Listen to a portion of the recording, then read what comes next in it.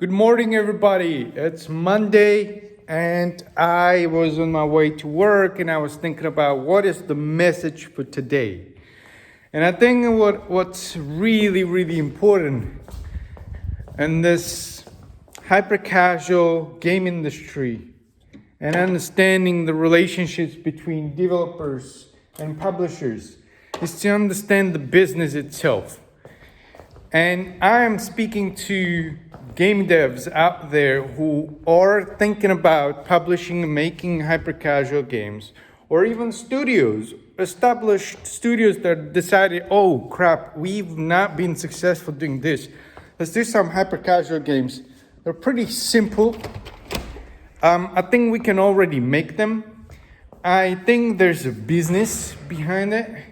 But, all of these guys who are going to make hyper-casual games, and all of us guys who make hyper-casual games, are going to struggle with one thing, and that is to understand how hyper-casual game becomes a business. Now, don't get me wrong, but hyper-casual games are not a genre. They're not the games that have particular artistic style or anything like that. They're just games, casual, small experiences that entertain people. And what they're really good at, and that's why they're called hyper-casual, is because there is a business model implemented right in those games.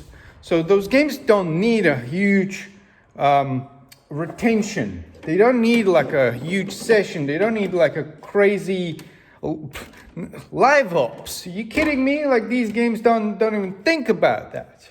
But what they're really good at is figuring out at the beginning of the cycle or the life cycle of the game, they're pretty good at figuring out whether these games are actually going to make money, whether they're going to pay for themselves. Now, this is also the part where publishers are incredibly important, because if you don't know anything about hyper-casual games, you're going to want to talk to a publisher. They already know how to turn the game into a business. Now, if your game does not have the performance, it's not going to be a business. They're not going to care about it. And you're likely not going to care about it because it's not going to solve your problems. If your finances and if your cash flow is something that you are trying to solve with hyper-casual games, then you're going to produce something that does produce a hyper-casual game, likely a game that can be published by the publisher. Now, this message is all about understanding hyper-casual games. So, this point that I'm trying to make is about making sure that the publisher is not solving your problem.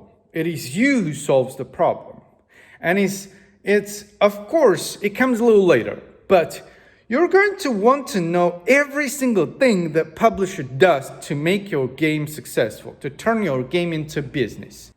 Hey, Mike, but I don't want to understand business. Why do I need to understand the business behind hyper-casual games?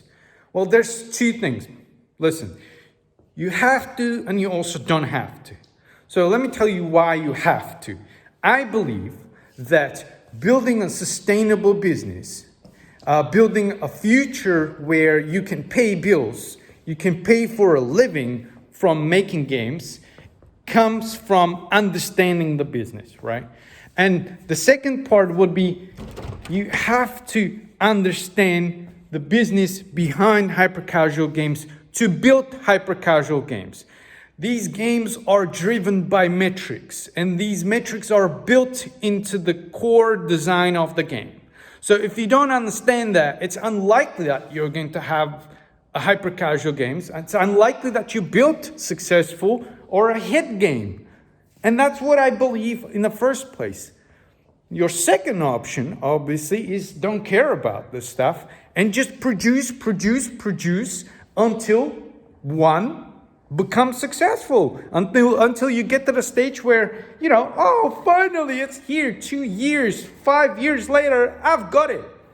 But man, What gives you guarantee that it's going to happen second time? And what gives you guarantee that this one hit is going to solve all the finances, solve all your cash flow problems? There is no guarantee. And that's why I think you're better with the first option. Understand. Once you understand, you have the decision to make. You can go to the publisher or you can do it yourself. If you don't have the capacity, publisher is your best option. I think you should go to the publisher first time. Every single guy who is trying to make a hyper-casual game, go to the publisher. I know it's not your best choice from perspective of finance, but it is your best choice from perspective of success. And then once you do that, you get to understand more and more and more what they do, how they do it, ask questions and so on. And then you can make a decision whether you're going to, try to do it yourself. But the understanding is absolutely necessary and important. So have a great morning, having fantastic week, and learn. I will try to provide as much information as possible because I think, it's part of what you need to do. Get out of your comfort zone and do this. Understand this. Have fun. Take care.